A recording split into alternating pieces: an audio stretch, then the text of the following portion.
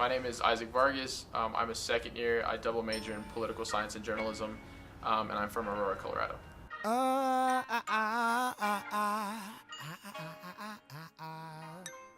My first exposure to slam poetry was in middle school, high school. I went to an arts high school, so going to slam poets and going to open mics, it was a place where sort of culture was created and culture convened.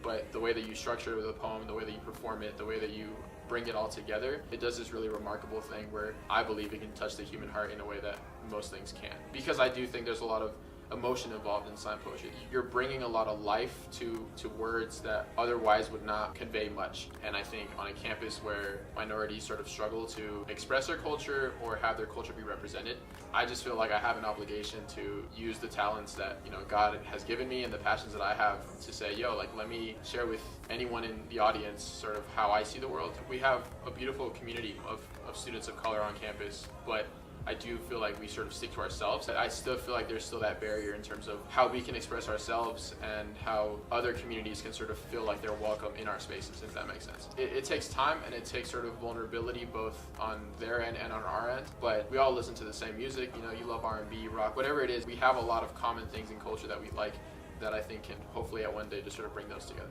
Who I am is someone who I'll go through a day, but at the end of the day, I'll at some point take the time to process what I'm going through. And words, I think, have a lot of potential, I think, to create life, to bring life, to inspire life.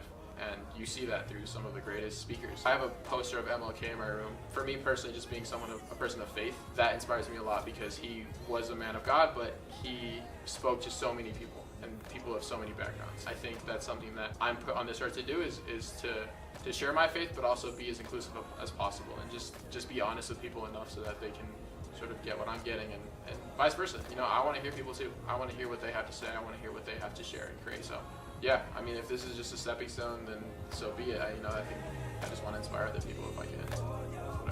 Whatever. You ready, big fella?